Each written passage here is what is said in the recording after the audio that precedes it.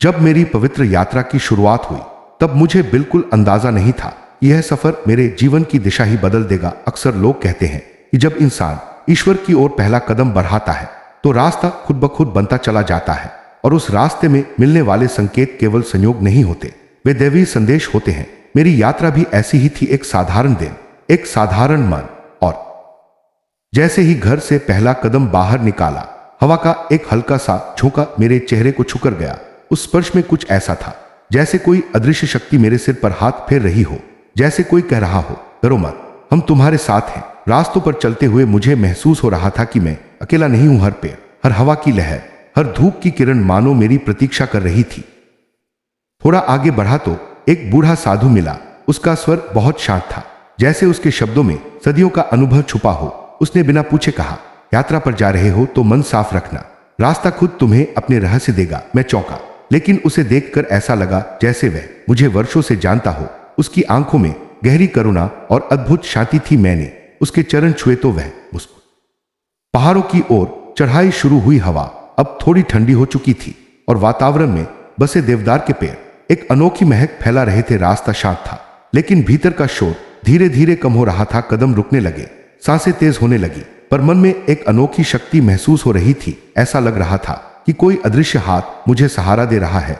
अचानक रास्ते पर एक सुनहरा, थोड़ी देर बाद अचानक आसमान में बादल छाए और हल्की हल्की बूंदें गिरने लगी, लेकिन यह बारिश सामान्य बारिश जैसी नहीं थी। हर बूंद जब त्वचा पर पड़ती तो ऐसा लगता कि किसी ने मुझे स्नान कराकर पवित्र किया हो, जैसे प्रकृति मुझे इस यात्रा के लिए तैयार कर रही हो। बारिश के बीच एक छोटा सा इंद्रधनुष आसमान में उभर आया। उस क्षण मेरा मन इतना शांत हो गया कि मैं वहीं बैठ। जैसे जैसे मैं आगे बढ़ता गया, मुझे अनुभूति होने लगी कि यात्राएं सिर्फ पैरों से नहीं होती, उनसे ज्यादा दिल से होती है। रास्ते में मिलने वाला हर व्यक्ति, हर आवाज, हर हवा की लहर, सब कुछ जैसे मेरे अंदर छुपे डर, भ्रम और दर्द को धीरे धीरे मिटा रहा था। एक जगह अचानक मुझे एक छोटी सी घंटी की आवाज सुनाई दी। आसपास कोई मंदिर नहीं था, कोई इंसान नहीं था, लेकिन मैं आगे चलता गया और एक पहाड़ी मोड़ पर पहुंचा जहां नीचे पूरे घाटी का दृश्य दिखाई देता था। वहां बैठकर मैंने पहली बार महसूस किया कि यात्रा का असली अर्थ क्या है। ये दूरी नापने का नाम नहीं, बल्कि खुद तक पहुंचने का नाम है। जब हवा मेरे कानों में फुसफुसाती तो ऐसा लगता कि वह कह रही हो, तुम्हें यहां लाने का कारण सिर्फ दर्शन नहीं, आत्मिक जागरण है। मैं थोड़ी देर बाद एक साधारण सी गाय मेरे पास आकर खड़ी हो गई। उसने मुझे बस शांत नजरों से देखा और उसी क्षण मुझे अजीब सा सुकून मिला। जानवरों की आंखों में ईश्वर की मासूमियत होती है। उसकी उपस्थिति ने मुझे फिर संकेत दिया कि ईश्वर हर रूप में मिलते हैं, अगर हम उन्हें पहचान सके। जैसे मैं मंजिल के करीब पहुंचा, मेरा मन अचानक हल्का होने लगा। वह बोझ जो वर्षों से भीतर था, जैसे रास्ते में ही छूटता जा रहा था। मैंने पहाड़ी के शीर्ष पर पहुंचकर मंदिर का पहला झलक देखा। मन में एक अनोखी लहर उठी, जैसे कोई पुरानी पहचान वापस मिल गई हो। कदम अपने आप तेज हो गए, दिल की धड़कनें बढ़ने लगी। जैसे ही मंदिर के द्वार के सामने पहुंचा, मंदिर में प्रवेश करते ही धूप, दीपक और चंदन की सुगंध हवा में फैल रही थी। वहां के पुजारी ने मुझे देखकर कहा, तुम्हारा इंतजार था। मैं पल भर के लिए रुक गया। मैंने कभी उन्हें देखा नहीं था, लेकिन उनके शब्दों ने मेरे पूरे शरीर में सिहरन दौड़ा दी। क्या वास्तव में मेरा इंतजार था, या यह ईश्वर का संदेश था कि मैं सही समय पर सही जगह पहुंचा हूं? मुझे ऐसा लगा जैसे यह यात्रा किसी और ने पहले से लिखी हुई थी और मैं सिर्फ उस लेखन को जी रहा था। मेरे घुटने जैसे खुद ब खुद मंदिर की सीढ़ियों पर झुक गए। आंखों से आंसू बहने लगे। आंसू सिर्फ भावनाओं के नहीं थे, बल्कि उस राहत के थे जो वर्षों बाद महसूस हुई। ऐसा लग रहा था जैसे ईश्वर ने मेरी आत्मा पर जमा हर धूल को साफ कर दिया हो। पूजा के समय जैसे ही मैंने आंखें बंद की, मेरे मन में वे सारे दिव्य संकेत एक साथ उभर आए। बच्चे की मासूम बात, साधु का आशीर्वाद, सुनहरा पत्ता, पवित्र बारिश, घंटी की अनसुनी आवाज, गाय का आना, मंदिर का स्वागत, हर घटना जैसे एक धागा थी। और जब सब धागे मिलते गए तो एक सुंदर आध्यात्मिक माला बन गई। उस क्षण मुझे समझ आया कि पवित्र यात्राएं सिर्फ दर्शन के लिए नहीं होती, वे परिवर्तन के लिए होती हैं। रास्ता हमें बदलता है, संकेत हमें दिशा देते हैं और मंजिल हमें नया जन्म देती है। जब मैं मंदिर के बाहर निकल रहा था तो मन इतना शांत था जैसे भीतर कभी कोई तूफान था ही नहीं। शरीर हल्का लग रहा था और आत्मा चमक रही थी। वापसी के रास्ते पर मैंने एक आखिरी संकेत देखा, एक छोटा सा पत्थर जिस पर ओम की आकृति बिल्कुल प्राकृतिक रूप से बनी हुई थी। किसी ने तराशा नहीं था, वह बस ऐसे ही था। मैं मुस्कुराया, पत्थर को उठाया और मन ही मन कहा, धन्यवाद प्रभु, मैं समझ गया ये यात्रा आपने शुरू करवाई थी और आपने ही पूरी करवाई। जब मैं घर लौटा तो भीतर कुछ नया जन्म ले चुका था। वही रास्ते, वही घर, वही लोग थे, लेकिन मुझे सब अलग दिखाई दे रहे थे क्योंकि वास्तव में मैं बदल चुका था। यही है पवित्र यात्रा का चमत्कार। मंजिल नहीं बदलती, लेकिन यात्री बदल जाता है। रास्तों में मिलने वाले दिव्य संकेत हमें बताते हैं कि हम अकेले नहीं, ईश्वर के हाथों में चल रहे हैं। और उस दिन मैंने जाना, जब यात्रा पवित्र होती है तो हर कदम एक संकेत बन जाता है और हर संकेत ईश्वर की मुस्कान। उस पवित्र यात्रा से लौट रहा था तो मुझे ऐसा लग रहा था जैसे अब दुनिया पहले जैसी नहीं रही। वास्तव में दुनिया नहीं बदली थी, बल्कि देखने वाला बदल चुका था। रास्ते के हर मोड़, हर पत्थर, हर हवा की लहर अब पहले से अधिक जीवित, अधिक जागृत, अधिक पवित्र लग रही थी। मुझे महसूस हुआ कि ईश्वर केवल मंदिरों में नहीं बल्कि रास्तों में भी छिपे रहते हैं। वे सिर्फ अगले दिन मैंने अपने भीतर एक अजीब सी खनक महसूस की, जैसे कोई अदृश्य संगीत मेरी आत्मा में बज रहा हो। मैंने सोचा शायद यात्रा का असर अब भी है, लेकिन नहीं, यह असर नहीं था। यह जागरण था, जैसे किसी ने भीतर की मिट्टी को हिलाकर वहां से छुपे खजाने को बाहर निकाल दिया हो। कुछ दिनों बाद एक दिन मैं शांत बैठा था कि अचानक मेरे मन में वही साधु का वाक्य गूंजा, रास्ता रहस्य देगा।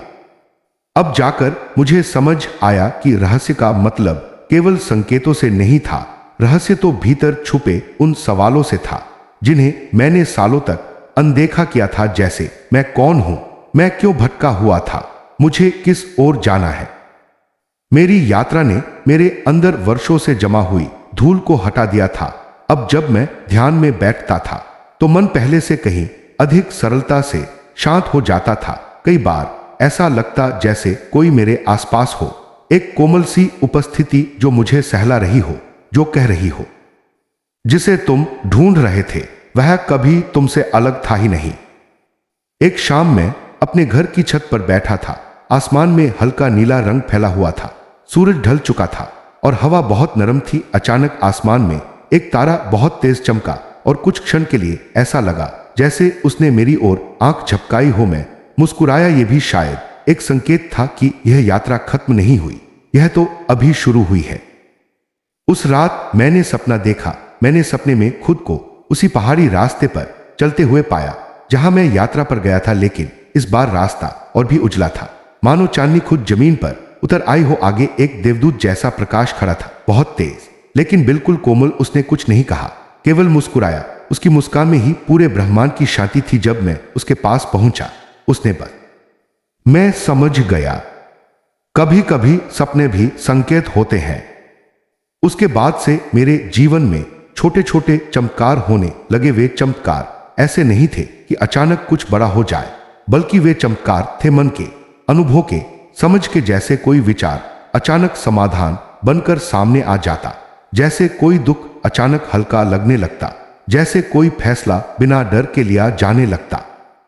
धीरे धीरे मैं समझने लगा कि वास्तव में यात्रा का हर कदम भीतर के द्वार खोलने के लिए था। बाहर के पहाड़ों ने मुझे भीतर के पहाड़ दिखा दिए, बाहर की पगडंडियों ने मुझे भीतर के रास्तों का एहसास कराया, बाहर की शांति ने मुझे भीतर की गूंज को पहचानना सिखाया। कई बार ऐसा होता है कि जीवन हमें संकेत देता है, पर हम उन संकेतों को नजरअंदाज कर देते हैं। लेकिन पवित्र यात्रा के बाद मुझे ऐसा लगने लगा कि अब हर संकेत दिखने लगा है, जैसे ईश्वर अब खुलकर बोलने लगे हों।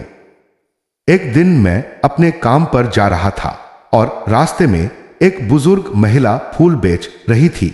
मुझे देखते ही बोली, बाबा भगवान तुम्हारा भला करेंगे, तुम यात्रा करके आए हो ना। मैं स्तब्ध रह गया, उसे कैसे पता? लेकिन फिर मैंने सोचा, किसने कहा कि उसे पता है?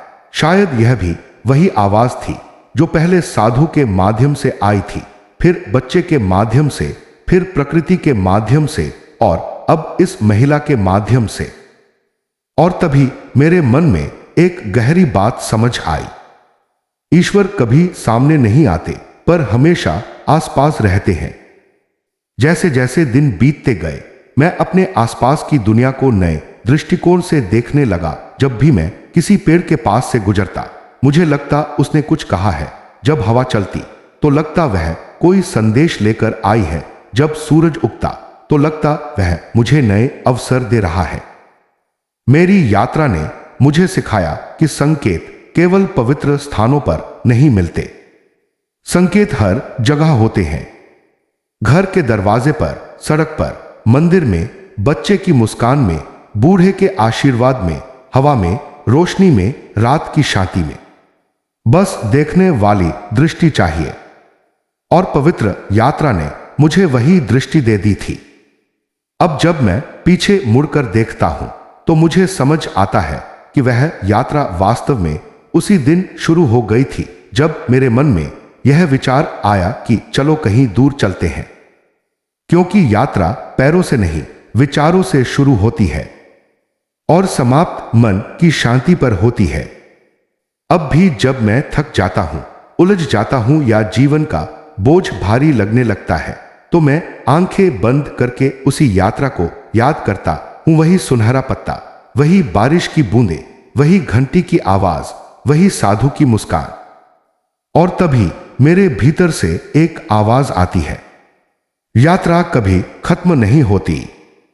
जो तलाश तुमने पहाड़ों में शुरू की थी, वह अब तुम्हारे भीतर रहती है।